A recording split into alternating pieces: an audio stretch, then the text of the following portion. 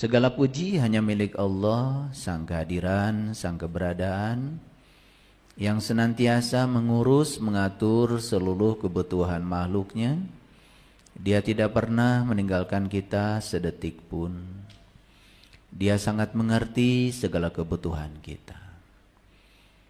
Kebutuhan itu bukan berarti apa yang kita ingin. Kebutuhan itu wujudnya dua. Diinginkan, tidak diinginkan. Kalau itu kebutuhan kita, pasti akan diberikan. Selama ini kita mengerti yang namanya kebutuhan itu selalu yang kita ingin. Padahal yang kita ingin belum tentu baik. Yang tidak kita ingin juga belum tentu buruk. Kadang kita baru sadar kalau dihadapkan pada situasi yang kontradiktif. Justru ketika kita terus-menerus diberikan situasi yang kita inginkan, kadang kita nggak sadar-sadar.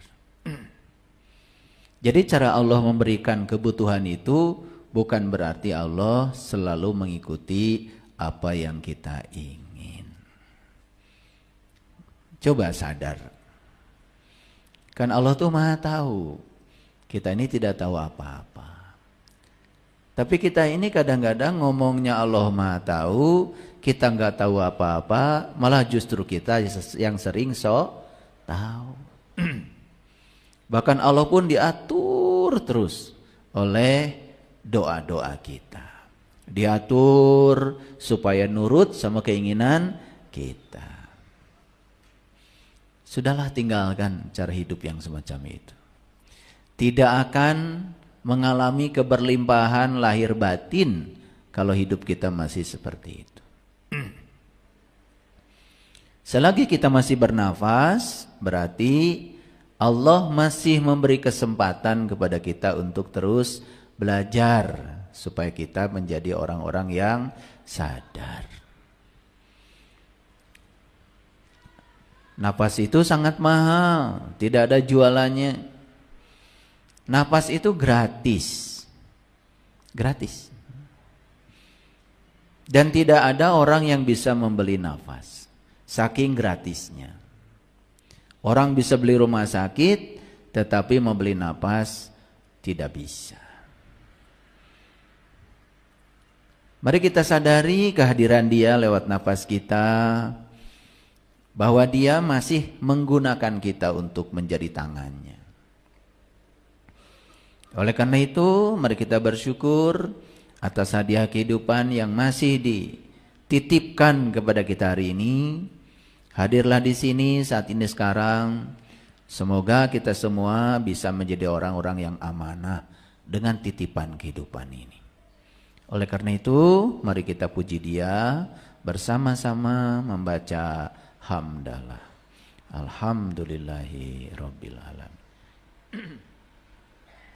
Mari kita awali kajian kita hari ini. Semoga ilmu yang dialirkan semesta lewat saya menjadi ilmu yang bermanfaat, membawa berkah untuk kehidupan kita, terutama menyelamatkan kehidupan kita. Kita sapa asma Allah dengan kelembutan dan cinta, seraya membaca basmalah. Bismillahirrahmanirrahim. Sebetulnya bukan kesulitan yang membuat kita menjadi takut. Tetapi yang sebenarnya adalah ketakutanlah yang membuat kita sulit. Orang yang dalam hidupnya selalu takut. Mau bisnis takut gagal. Mau belajar takut salah. Mau mencari takut tersesat. Orang yang takut tersesat selamanya akan tersesat. Hanya orang yang berani tersesat yang tidak akan tersesat. Jadi akhirnya ketakutan-ketakutan itulah yang telah membuat kita menjadi sulit. Akhirnya kesulitan itu semakin menumpuk. Itu yang menimbulkan ketakutan baru. Jadi kita terus-menerus bergelimang dalam sulit dan takut. Makanya dalam level kesadarannya David Hawkins, dari reptilian menuju wisdom, menuju kepada kesadaran baru, harus melewati angka 200 secara logaritma. Dan itu menunjukkan keberanian. Makanya orang yang selalu takut dalam hidupnya, lihat, kesulitannya tambah banyak. Karena ketakutan itulah yang membuat dia menjadi sangat sulit. Mau berbisnis, ya, sudah ada modalnya, sudah punya ilmunya. Karena takut, gak jadi-jadi. Akhirnya orang yang takut, maka hidupnya menjadi sulit. Lalu menganggap dalam hidupnya banyak masalah. Lalu berteriak kepada Allah, ya Allah, saya punya masalah besar ya Allah. Itu teriakan yang keliru. Harusnya kalau mau berteriak, jangan sama Allah. Berteriaklah pada masalah. Wahai masalah, aku punya Allah yang maha besar. Gitu. Bukan ya Allah yang maha besar, aku punya masalah besar. Jadi cara kita berteriak aja dari dulu sampai sekarang gak rubah-rubah. Ilmu gak bertambah, kesadaran tidak bertambah, umur bertambah, ukuran tubuh bertambah, tapi kebijaksanaan tidak berubah. Apa sih kebijaksanaan itu? Ketika kita mampu memahami orang lain, itulah kebijaksanaan. Orang yang mampu memahami dirinya sendiri, itu namanya pencerahan.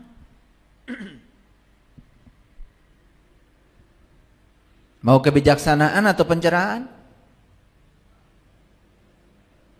Atau kebijaksanaan dulu, pencerahan dulu? Mampu memahami orang lain disebut kebijaksanaan. Makanya orang bijaksana itu, ya, ketika dia berpikir, pikirannya ramah. Ketika dia berkata, perkataannya ramah. Kalau dia menatap orang, menatap dengan keramahan. Kalau dia memberi pada orang, memberi dengan ramah. Dan orang yang diberi bersukacita, senang. Ada kan orang memberi, tapi di balik pemberiannya diikuti dengan kata-kata yang tidak senonoh, merendahkan. Ya, yang namanya orang yang mau diberi karena butuh, walaupun disakiti, ya diterima saja. Coba belajar supaya pikiran kita, kata-kata kita, tindakan kita itu ramah. Dan keramahan itu hanya bisa dilahirkan dari kebijaksanaan saat dimana kita mampu memahami orang lain. Tetapi kita tidak akan bisa memahami orang lain kalau kita belum bisa memahami diri sendiri. Nah, memahami diri sendiri itu namanya pencerahan. Kan kita suka bingung ya, banyak orang mau kemana? Wah, saya mau ikut pencerahan. Padahal pencerahan itu sederhana, pahami dirimu. Terima dirimu apa adanya. Terima semua masalah yang terjadi padamu apa adanya. Tangkap pesan-pesan di balik semua itu. Jangan terjebak benar salah. Karena semua yang terjadi, terjadilah. Biarkan kenyataan menjadi kenyataan. Jangan ditolak. Karena semua penolakan itu menjadi sumber masalah kita. Masalah itu bukan pada peristiwanya. Masalah itu adalah cara kita menanggapi peristiwa. Itu yang kerap bermasalah.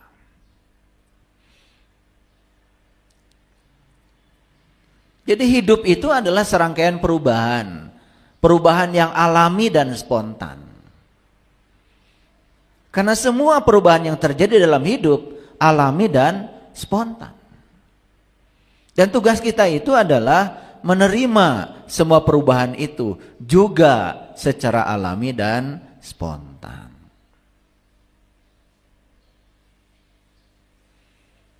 Kita sudah selayaknya menggeser definisi kesalehan. Karena selama ini orang soleh itu adalah orang yang, mohon maaf, rajin ke tempat ibadah, rajin melaksanakan ibadah. Kalau itu betul kesolehan, tapi itu baru kesolehan individual. Karena kesalehan yang sebenarnya itu adalah kesalehan sosial. Kalau kesalehan individual itu sudah dirasakan oleh pihak lain. Jadi jangan buru-buru bangga kalau kita sudah rajin melaksanakan kesalehan individual. Kalau itu tidak berdampak menjadi kenyamanan, ketentraman bagi pihak lain, masih ada tugas pada diri kita untuk membangun kesalehan sosial. Kalau kita mau jujur meneliti hadis-hadis tentang ciri orang yang beriman, sampai hari ini saya tidak menemukan ciri orang yang beriman itu rajin ibadahnya. Ciri orang yang beriman itu rajin ke masjidnya. Saya tidak menemukan itu. Nabi Muhammad mengatakan tidak disebut orang yang beriman kalau kamu bisa tidur nyenyak sementara tetanggamu gak bisa tidur karena kelaparan. Itu ciri iman itu Nabi Muhammad sendiri sudah membuat indikator yang nyata. Tidak disebut orang yang beriman jika tetangganya tidak nyaman dengan kata-katanya. Coba. Jadi bukti dari iman itu bukan ritual ibadah. Lalu ritual ibadah kedudukannya di mana? Itu cuma alat. Itu instrumen. Makanya Allah mengatakan, aqimis sholah, inna sholah tanha anil fasa wal munkar. Dirikanlah sholat. Sholat itu adalah sarana untuk mencegah kamu supaya tidak berbuat perbuatan keji dan munkar. Jadi sebetulnya kelucuan kita terlalu rajin menghitung rakaat sholat. Tetapi kita tidak melihat apakah kesalehan individual saya ini sudah berdampak bagi orang lain. Kalau orang di rumah saja tidak merasakan kenyamanan dengan kehadiran kita, orang di rumah saja tidak merasakan kedamaian dengan kehadiran kita, kan sebetulnya ada masalah dengan diri kita. Orang yang bisa berkata ramah akan menimbulkan keyakinan. Orang yang bisa berpikir ramah akan menimbulkan kedamaian. Coba, orang yang perkataannya ramah, pikirannya ramah, selalu saja dimanapun dia hadir, selalu dirindukan kehadirannya. Makanya saya sering mengatakan, untuk menguji seberapa tingkat kedewasaan kita dalam hidup, caranya adalah lihat cara kita memuliakan orang lain. Orang itu disebut berakhlak mulia kalau dia bisa memuliakan pihak lain. Dan orang tidak mungkin bisa memuliakan pihak lain kalau dia belum bisa memuliakan dirinya sendiri. Jadi karena hidup adalah perubahan, maka tugas kita dalam hidup adalah menerima semua perubahan yang spontan dalam hidup, semua perubahan yang alami dalam hidup dengan cara yang spontan dan alami, bukan dengan cara yang dibuat-buat. Kita punya Allah yang maha besar. Kenapa kita takut menghadapi apa yang disebut dengan masalah?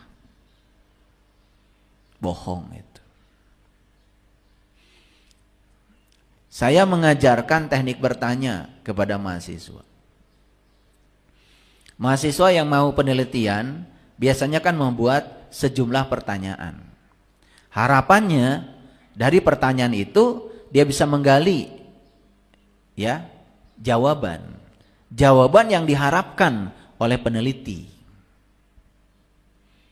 Kemudian saya ajarkan mahasiswa ya, bertanya itu ternyata merupakan sebuah keterampilan hidup. Karena pertanyaan yang dilontarkan dengan cara yang tidak produktif itu belum tentu bisa menggali jawaban yang diharapkan. Coba kalau saya bertanya ya, ini bertanya. Bapak Ibu pernah menipu Allah enggak? Misalkan pertanyaannya begitu. Jawabannya pasti, amit-amit. Enggak. Betul enggak? Gitu. Sekarang saya tanya lagi. Tahu enggak menipu itu artinya apa? Nah, pasti balik tanya kan? Kalau begitu menipu itu apa? Menipu itu muka seperti menghadap, tetapi sesungguhnya hatinya itu kan mungkir, tidak menghadap. Kan orang menipu tuh begitu, ya, menciptakan kebohongan, pura-pura menghadap, padahal tidak. Tadi saya tanya apa? Suka menipu Allah enggak? Enggak, amit-amit. Gitu kan? Nah sekarang saya sudah kasih tahu, menipu itu muka menghadap tetapi hati mungkir. Sekarang saya kasih pertanyaan produktif yang kedua. Suka menyembah Allah enggak? Suka. Gitu.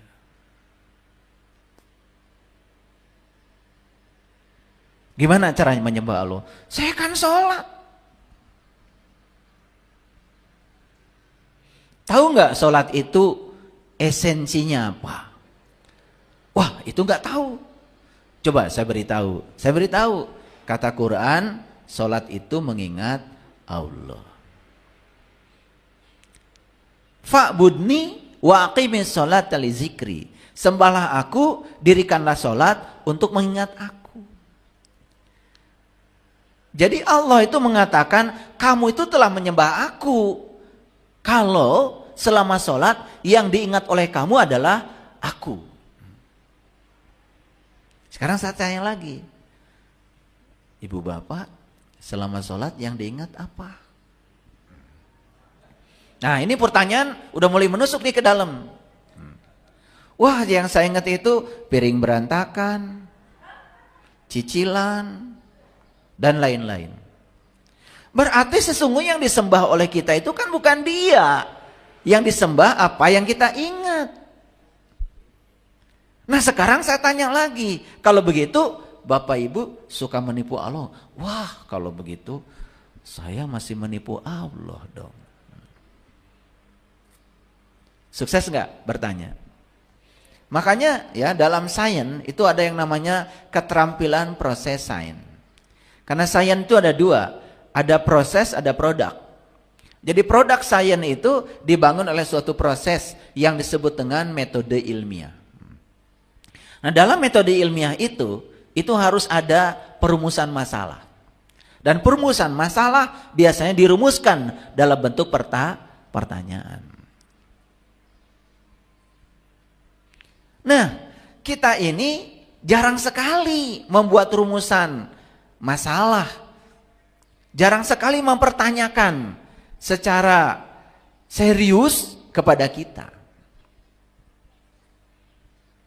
Pernah nggak Bapak Ibu berpikir, kenapa ya perintah sholat itu kok bukan melaksanakan sholat, tapi mendirikan sholat? Pernah mikir nggak?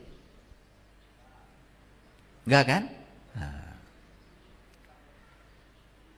Nggak kan? Akibatnya apa? Akibatnya cuma muncul kesombongan aja. Karena saya sudah melaksanakan sholat. Padahal perintahnya mendirikan sholat, aqimis sholat. Terus apa bedanya kalau gitu melaksanakan dan mendirikan? Kalau melaksanakan, ya sudah, laksanakan saja. Tapi kalau mendirikan, kan gak mungkin kita berdiri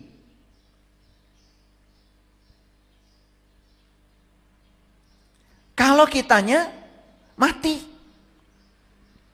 Kalau kitanya gak hidup. Gitu enggak? Jadi mendirikan sholat itu artinya kitanya harus berdiri dulu. Harus bangkit dulu. Apa yang harus dibangkitkan? Kesadaran.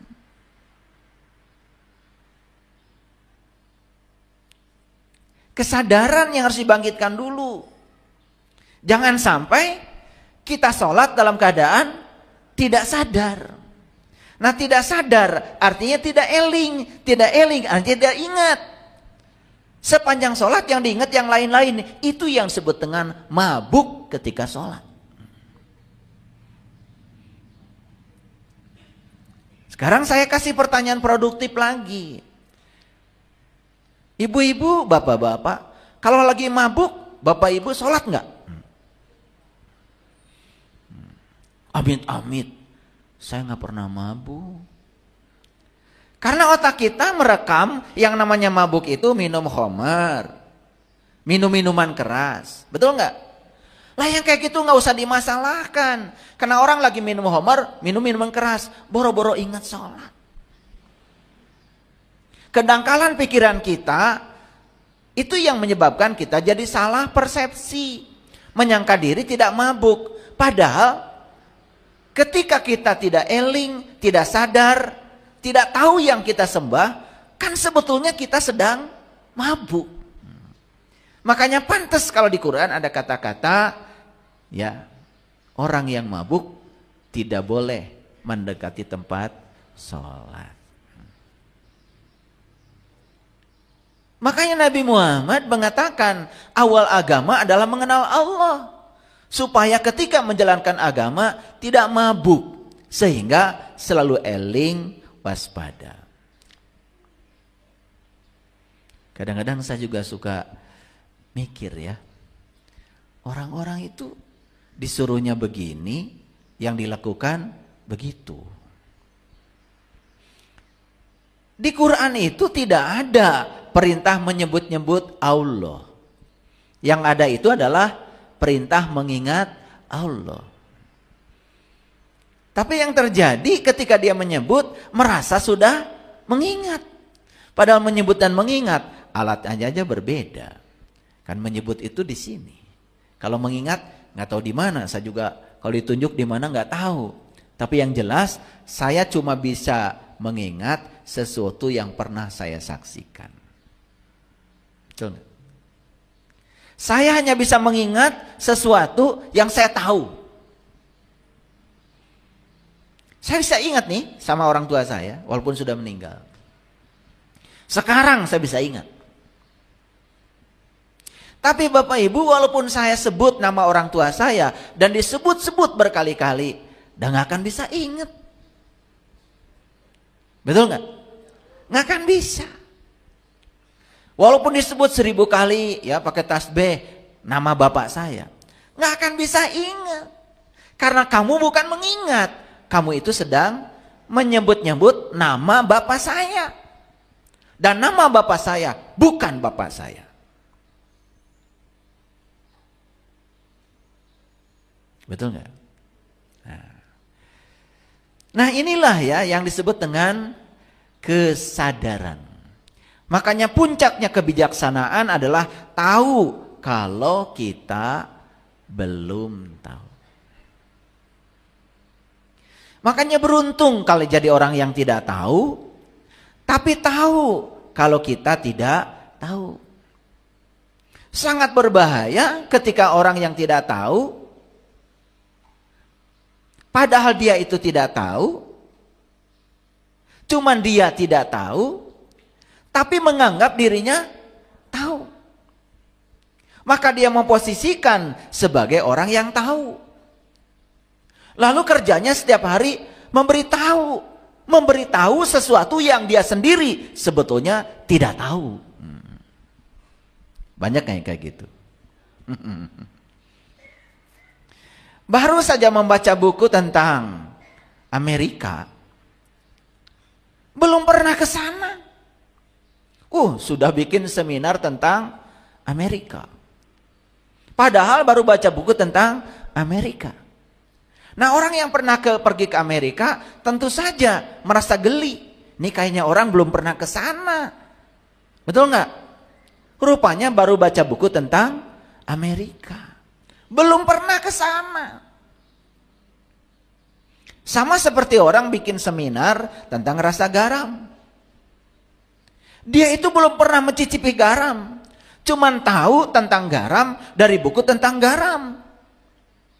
Dia hafal semuanya. Hafal cangkem bahasa Inggrisnya. Lalu bikin seminar tentang rasa garam. Yang dia ceritakan tentang rasa garam, kemana-mana. Ribuan kata yang dia gunakan untuk mendeskripsikan rasa garam. Tapi orang yang pernah makan garam, yang merasakan rasa garam, pasti merasa geli. Ini orang kayaknya belum pernah makan garam. Masa garam rasanya geli?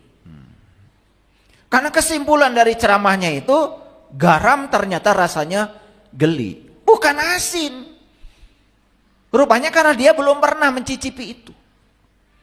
Makanya orang-orang bijak sepakat mengatakan malam yazuk lam yarib. Yang tidak mengalami selamanya tidak akan paham.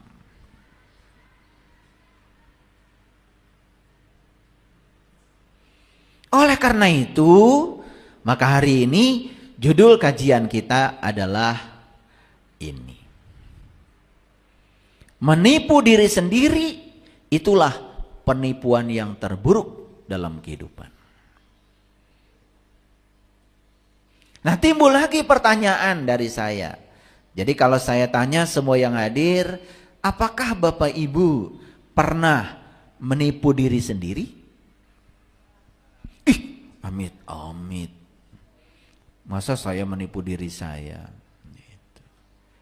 Atau diubah pertanyaannya. Pernah nggak Bapak Ibu berbohong? Pernah apa sering? Nah, diganti nih pertanyaannya. Nah, kalau mungkin yang ini jawabannya mungkin walaupun malu-malu, kadang-kadang berbohong juga. Udah ketangkap tuh jawabannya. Itu berbohong itu siapa yang dibohongi? Orang lain? Kita bisa sukses membohongi orang lain. Tetapi kita tidak akan pernah sukses membohongi diri sendiri. Jadi sebetulnya berbohong itu kita sedang menipu diri sendiri. Dan kalau kita masih menipu diri sendiri, itulah penipuan yang terburuk dalam kehidupan ini. Nah, kembali lagi, kok judul ini pas saya datang di kajian hari ini. Ada apa ini? Paham ya? Ya, saya selalu percaya di semesta ini tidak ada potongan peristiwa. Karena semua itu selalu matching. Selalu pas. Pas datang, pas judulnya ini. Ini kayaknya kayaknya nih kita masih suka tipu-tipu. Ya, terutama yang ditipu adalah diri sendiri. Saya percaya sekali, orang yang masih berbohong, sekecil apapun bohong itu, sebetulnya dia masih menipu dirinya sendiri. Oke, itu ya judulnya. Paham ya? Jadi penipuan terburuk adalah menipu diri sendiri. Jangan tanya saya. Ya, saya juga nggak tahu. Pokoknya tangan saya ngetiknya begitu. Ya. Nah, semoga setelah ini kita lalui, kita tidak lagi melakukan tindakan menipu diri sendiri. Oke, sudah siap? Baik, saya buka dulu ayatnya.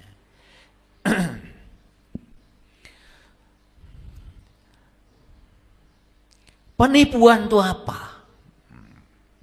Penipuan itu adalah sebuah kebohongan yang dibuat untuk keuntungan pribadi yang merugikan orang lain.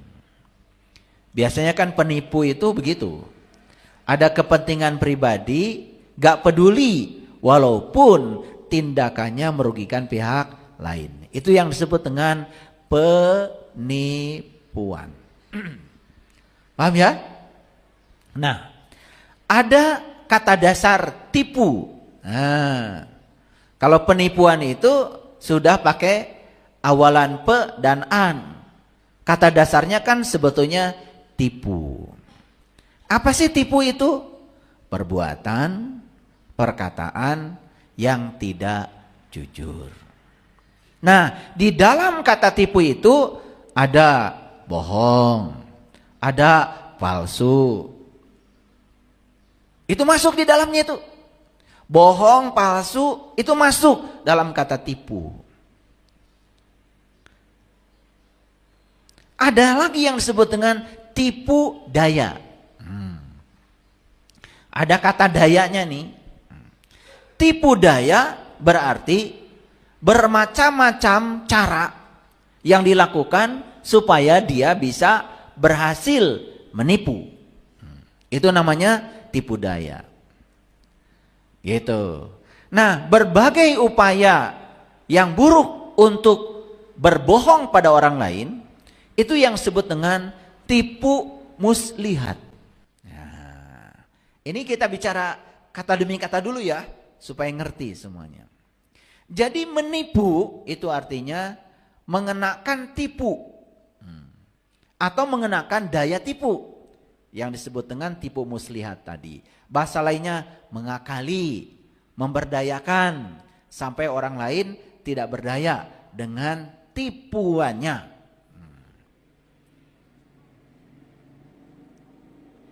Nah, ada lagi ya. Ya, tipuan. Nah, tipuan itu wah, itu mah tipuan. Nah, kalau tipuan itu berarti hasil menipu. Jadi teknik memvisualisasikan suatu situasi menurut cerita yang sedang digarap sehingga tampak seperti yang sesungguhnya. Nah, yang paling berbahaya ketika ada tipuan, kita menganggap tipuan itu sebagai kebenaran. Makanya hati-hati ya, kebohongan yang diulang-ulang secara terus-menerus lama-kelamaan bisa dianggap sebagai kebenaran. Yang paling berbahaya dalam hidup ini adalah ada tipuan, tetapi kita tidak menganggap itu tipuan. Kita menganggap itu seakan-akan yang sebenarnya. Pahami dulu ya. Nih, kata demi kata. Supaya nanti ketika masuk ke topik kita hari ini, kita punya gambaran yang utuh ya tentang judul kita hari ini. Penipu berarti siapa? Orang yang menipu ya, orang yang melakukan tipu daya disebutnya penipu. Nah, karena dalam kata tipu itu tersirat kata bohong, palsu, maka saya harus menjelaskan dulu apa artinya bohong. Jadi menurut Kamus Besar Bahasa Indonesia, bohong itu tidak sesuai dengan keadaan yang sebenarnya, dusta atau palsu. Jadi bohong itu artinya mengatakan sesuatu yang tidak sesuai dengan yang sebenarnya. Siapa orang yang memungkinkan berbohong? Lihat saya semuanya. Bapak Ibu sekarang hadir di sini. Menyaksikan semua peristiwa yang terjadi sekarang. Bisa menyaksikan saya di depan? Bisa. Bisa. Kalau keluar dari ruangan ini, bisa nggak Bapak Ibu menceritakan keadaan yang terjadi sebenarnya di sini? Bisa? Bisa. Orang yang menyaksikan peristiwa di sini, keluar dari sini, masih ada dua kemungkinan. Bisa cerita yang sebenarnya, atau dia menceritakan yang berbeda dengan yang dia lihat. Itu yang menyaksikan saja masih punya dua kemungkinan. Dia bisa menceritakan yang sebenarnya, atau dia merekayasa yang sebenarnya. Itu yang menyaksikan loh. Nah, ada orang yang menceritakan situasi ini. Tapi dia menceritakan situasi ini bukan karena dia ada di sini. Tapi dia mendengar dari temannya yang ada di sini. Kira-kira yang dia ceritakan nih akan sama enggak dengan yang hadir di sini? Ada lagi orang yang keempat. Dia ini menceritakan kejadian di sini, tetapi dia dapat cerita dari orang yang dapat cerita lagi dari orang yang datang ke sini. Kemungkinan untuk terjadinya kebohongan di sana lebih besar lagi, lebih besar lagi. Makin jauh dari sumber peristiwanya, betul? Cerita yang nyampe di sana itu kemungkinan besar sudah sangat luar biasa deviasinya. Bayangkan ya, 1500 tahun yang lalu ada orang cerita bahwa dia menyaksikan peristiwa ini. Bayangkan ya, orang yang terlibat dalam cerita itu berapa ribu. Tahunnya saja 1500 tahun yang lalu. Bayangkan, nyampe ke kitanya sekarang itu seperti apa sih? Kebayang ya? Bayang. Yang ngerti sendirilah. Kebayang kan? Sudah kebayang. Sementara kita masih percaya.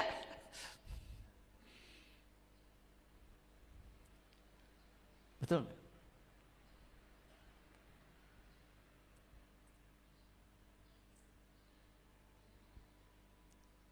Jadi syarat untuk tidak berbohong, pertama kita harus menyaksikan langsung dengan mata kepala kita.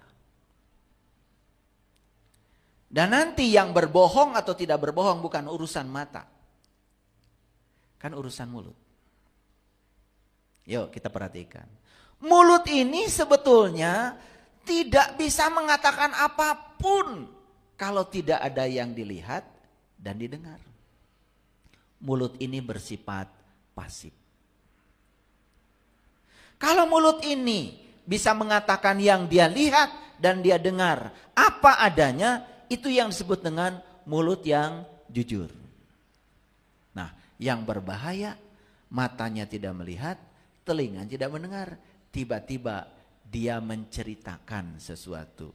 Jelas yang dia bicarakan itu adalah kebohongan.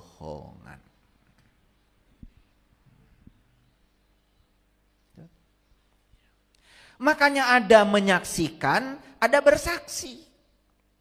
Menyaksikan dan bersaksi dua kegiatan yang berbeda. Menyaksikan itu tidak ada cara untuk itu kecuali kita berada di TKP. Itu menyaksikan. Tapi bersaksi tidak mesti harus di TKP. Bersaksi bisa di mana saja. Asal kita sudah menyaksikan, maka kita bisa menceritakan dengan mulut kita apa yang kita saksikan. Di mana itu? Di mana saja. Jadi bersaksi bisa di mana saja. Tapi menyaksikan tidak boleh di mana saja. harus di TKP. Pertanyaan saya, saat seseorang itu bersaksi dengan mulutnya, berarti dia sedang mencoba mengingat apa yang disaksikan.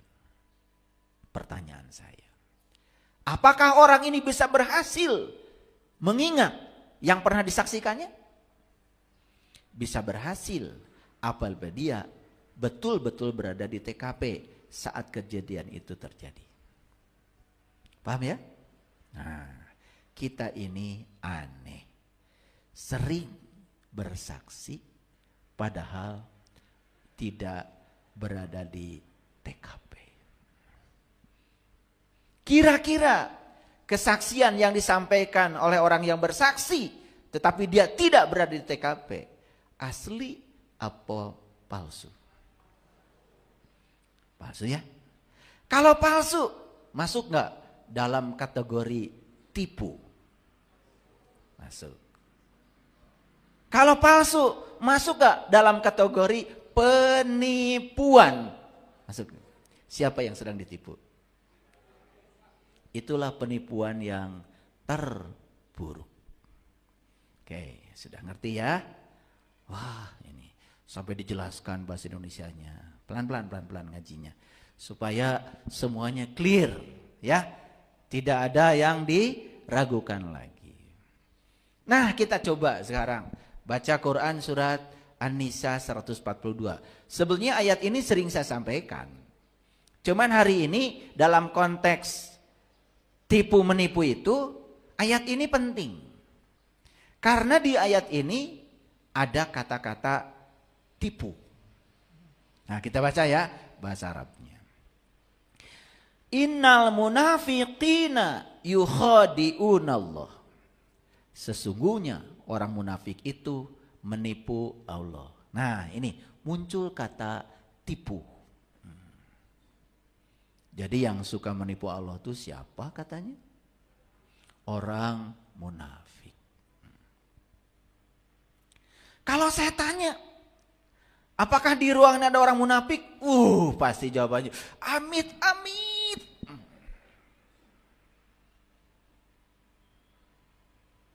Begitu dengar kata orang munafik, yang terpikir itu adalah orang lain. Betul? Gitu. Nah, sekarang kita jelaskan siapa orang munafik itu. Tapi sebelum itu saya jelaskan dulu ayat ini. Innal munafiqina yukhadi'unallah wa huwa khadi'uhum. Sampai situ dulu ya. Sesungguhnya orang munafik itu menipu Allah dan Allah akan membalas tipuan mereka. Ini perlu saya jelaskan. Karena selama ini kadang-kadang kita ini seperti mengerti tapi tidak. Contoh, Bapak Ibu, yakin nggak rezeki itu ditentukan oleh Allah? Yakin? Yakin apa tidak? Yakin. Pertanyaan saya yang kedua, gimana cara Allah menentukan? Tahu apa tidak? Tuh. Saya tidak mengingkari bahwa rezeki itu ditentukan oleh Allah, yes. Tetapi jangan-jangan cara kita memahami cara Allah menentukan rezeki keliru. Dikira oleh kita cara Allah menentukan rezeki itu si A 1M, si B 2M, si C 3M, si D 4M, begitu. Kalau itu yang terjadi bahaya sekali. Karena ketika kita dapat 1M, orang lain 2M, orang lain 3M, orang lain 4M, tong ribut. Da Allah nunang toskeun rezeki. Pertanyaannya, di mana letak keadilan Allah? Katanya Allah Maha Adil. Mau punya Allah yang pilih kasih. Geus we maneh mah 1 miliar. Maneh mah da kabutuhan loba 2 miliar. Mau punya Allah begitu? Saya sepakat Allah yang menentukan rezeki. Tapi bagaimana cara Allah menentukan rezeki? Ini yang tidak pernah dibicarakan. Ternyata caranya begini. Allah itu menyediakan rezeki yang sama buat semua orang. Maha adil? Maha adil. Dan setiap orang diberi waktu yang sama 24 jam. Maha adil? Maha adil. Setiap orang diberi tangan yang sama 2. Adil? Adil. Setiap orang diberi alat yang namanya pikiran. Semua dikasih? Sama. Semua orang dikasih kaki 2. Sama? Sama. Loh, kok rezekinya beda? Yang membedakan bukan Allah. Yang membedakan kita. Cara kita mengambil rezeki dari Allah beda. Ada yang mengambil rezekinya dengan otot. Ada yang mengambil rezekinya dengan otak. Ada yang mengambil rezekinya melampaui otot dan otak. Ya jelas beda. Jadi disitulah Allah menentukan rezeki. Tergantung pada caramu sendiri. Makanya Allah bilang, aku bergantung sangkaan kamu. Masuk sekarang, masuk. Ya. Jadi cara menentukannya bukan ini 1M, ini 2M, bukan.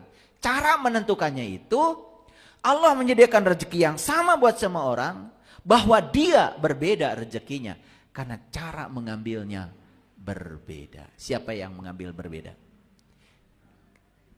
Paham sekarang? Terasa mahadilnya Allah. Oh, ternyata sebetulnya rezeki saya bukan 1M. Saya ubah caranya. Sebetulnya saya bisa 4M, bisa 10M, bisa 20M. Caranya yang selama ini yang kurang tepat. Saya kurang kreatif, saya kurang inovatif dalam berbisnis. Paham sekarang? Sekarang saya kasih tahu. Umur ditentukan oleh Allah. Yakin? Yakin? Yakin? Caranya gimana? Si A 10 tahun, si B 20 tahun, si C 3, begitu? No. Allah menyediakan kesempatan yang sama buat semua orang. Mau pulang duluan dari sini, silahkan. Makan sembarangan. Pikiran sembarangan. Yang tidak layak untuk dipikirkan, dipikirkan. Masih muda, kelihatan sudah tua. Salah siapa? Salah siapa? Kita kalau ngaji itu kadang-kadang gak mau naik sedikit gitu. Begitu bilang umur tentukan oleh Allah, sudah aja. Caranya gimana? Supaya kita bisa mengambil pelajaran. Oh ternyata ada orang yang umurnya rata-rata 92 tahun di Okinawa, di Jepang. Kalau kita menggunakan kata yang tadi, konsep yang tadi, berarti Allah menentukan orang Jepang umurnya panjang. Kemudian orang Garut umurnya pendek. Begitu? Mau punya Allah kayak gitu. Sebetulnya Allah memberikan kesempatan yang sama, baik sama orang Jepang maupun sama orang Garut. Tergantung cara kita hidup. Hati selalu gembira, istirahatnya cukup, dietnya bagus, makan sesuai dengan golongan darah, makan pakai rumus 3J, jumlahnya tepat, jamnya tepat, jenisnya tepat, sesuai dengan kebutuhan. Gak mungkin sakit. Tapi kalau sudah begitu sakit, nah itu lain lagi. Lain lagi itu. Sudah ikhtiar kemudian sakit, itu lain lagi. Paham? Coba. Orang Jepang itu makan ikan, potong. Siapkan cuka, siapkan kecap manis, kecap asin. Ambil pakai sumpit. Masuk. Tidak kena panas, tidak kena minyak. Utuh, seutuhnya seperti yang dipersembahkan oleh alam. Karena mereka percaya Semua yang disediakan alam itu sudah matang dan siap untuk disantap tanpa harus dimasak lagi.